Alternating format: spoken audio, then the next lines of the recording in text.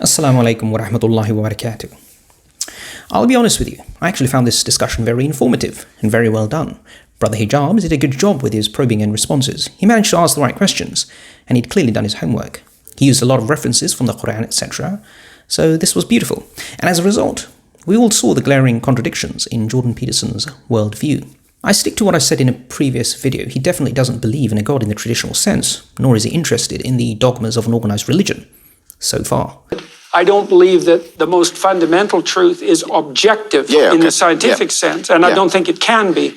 So not that objective truth isn't useful. So in that sense. So, with that in mind, how does Jordan Peterson interpret the biblical stories that he constantly talks about?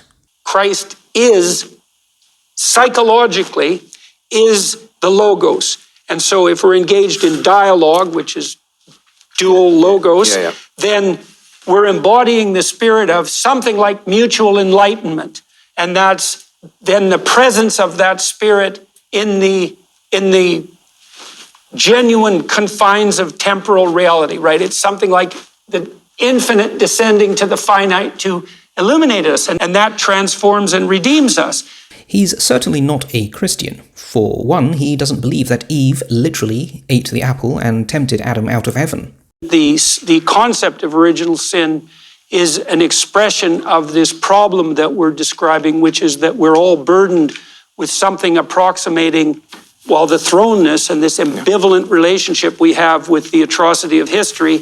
So, in Jordan Peterson's view, the original sin is a concept which expresses man's coming to terms with their historical atrocities. My question is, and frankly that was Brother Mohammed Hijab's question throughout this discussion, if you don't have a literal God, therefore, objective commands coming from God, how can you talk about people having an overarching purpose, as he does? We believe in a higher and purposeful unity, the necessity of that, and then also in the necessity of putting that above all else. Mm-hmm. That also rules out objective truth, because you need an outsider, frankly a God, to give you that objective framework. So, this is all stuff of patent contradictions. But Jordan Peterson isn't stupid to somehow make his ideas fit together. He is forced to believe in a God, but guess what? It's a pretend God. That is that I try to act as if that's true. And I think I say I act as if it's true because I'm not in a position to make any final judgments. The problem here is, if you decide your own rules, starting with, I'm going to pretend there is a God, your rules, by definition, are subjective, and that is moral relativism par excellence. Person A will say, I'm going to eat babies. Person B will say, I'm going to eat chicken. So then Jordan Peterson comes along and says, person B is correct, because my pretend God says so. Well, how does that hold any weight and authority? You're still left with who decides what's the final truth, and Brother Hijab rightly picks him up on this. If you have a purpose, then everything is possible. That's why I think that you can do the best as a human species, in the human condition, if your purpose is transcendental. It's higher than the physical, the material. And for us, the purpose is mentioned in chapter 51, verse 19 of the Quran, which is, وَمَا خَلَقْتُ الْجِنَّ وَالْإِنسَ إِلَّا لِيَعْبُدُونَ. We have not created human beings and jinn except for that they may worship me. Now, Jordan Peterson will continue to insist he's not a postmodernist. He will still argue that there is an ultimate purpose and a set of objective truths, with a small t, that are available to us. Why do people go to horror movies? Because that's pretty strange. Why in the world would you go be disgusted and terrified? Because that's sort of the essence of horror. And the answer is, because there are terrifying and disgusting things about life.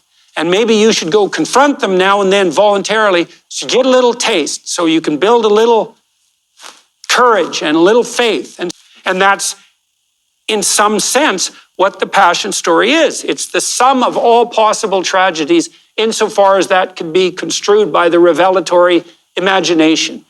So, instead of a divine law code from a literal God, he argues our values are reflected in archetypal myths and stories, like the sacrifice of Jesus and other mythologies. These stories reveal our collective psychological baggage and help us identify our uniting higher purpose. But is that enough? Aren't you still facing the same problem? Those stories are a part of us. They're generated by our human condition. We're still left with the same problems of deciding how to interpret these stories and what kind of values we extract from them. In other words, it's all still subjective. Who decides which value takes precedence? Heck, who decides which story takes precedence? we're back to square one. Point is that when you open the can of worms of hermeneutical spiritualization, then I will say, what makes this myth better than any other myth? Why are we investigating the myth of Christianity and not, for example, the myth of Hercules and Zeus?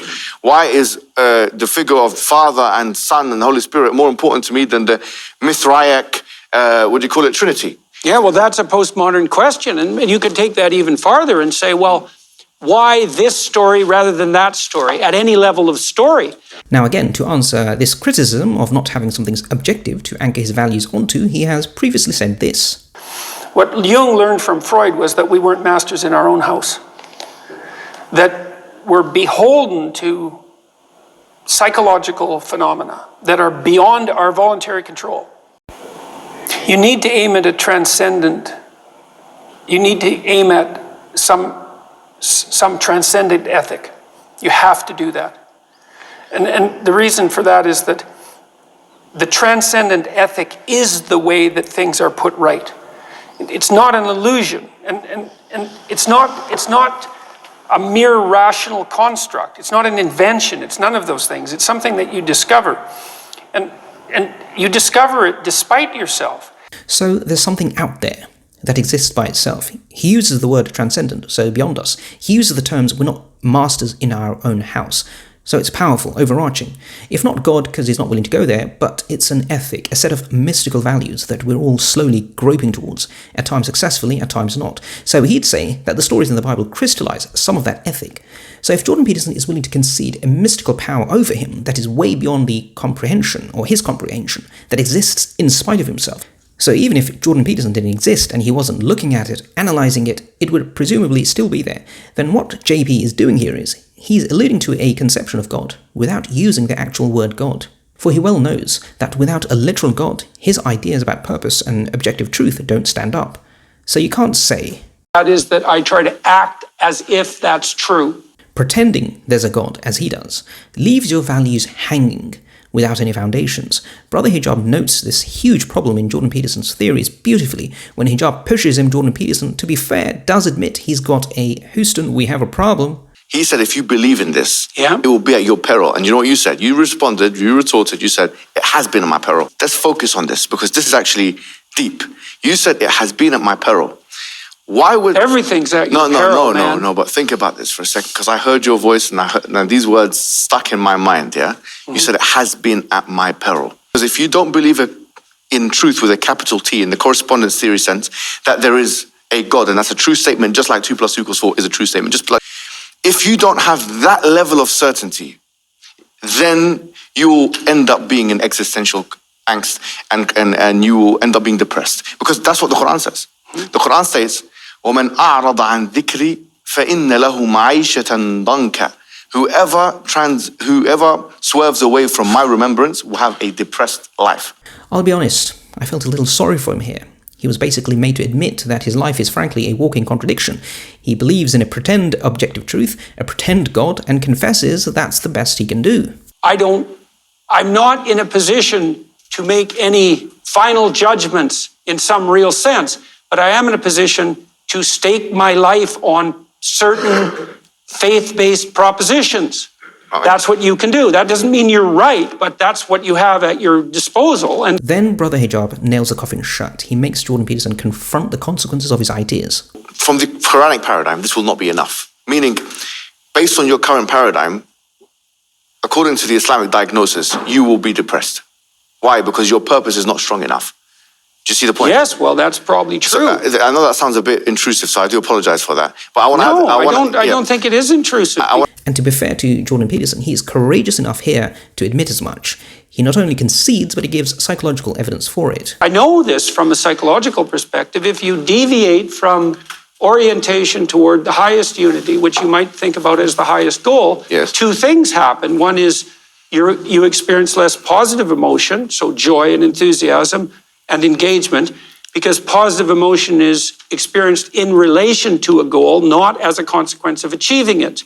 If the goal you're pursuing isn't unified, then it's multiplicitous, and then you're confused and anxious and unstable and depressed. So exactly. I would say that's true by definition. So, if Jordan Peterson knows that his ideas are half-baked and don't really make sense, why does he still insist on it? I would say to some degree, the mere reduction of these profound stories to a historical reality is an underestimate of their truth. Because the Cain and Abel story, for example, you have a story of the eternal battle between something like the spirit of joyful and appropriate sacrifice, which is characterizes Abel, and the spirit of resentful resentment against the structure of existence as a consequence of thrownness and the shaking of the fist at God. But who says you can't have a real historical event and at once draw contemporary lessons from it? For example, if you believe in Cain and Abel as being historic, why can you not also say that as well as being historically grounded, similar things are always happening all the time? One need not preclude the other. It really isn't a choice between the literal and symbolic. That's false dichotomy, and Hijab rightly picks up on this. You can have a symbol and an expression of something which exists at the same time. For example, I say that you are a symbol for Western, I don't know, whatever it is, intellectualism, yeah? And he exists. For that way, you avoid the postmodernist criticism of many possible truths, because what distinguishes the big truth from the small truth is that very literal and transcendent quality. I hope this was informative. Comment your thoughts below and don't forget to subscribe, inshallah. Assalamu alaikum wa rahmatullahi wa barakatuh.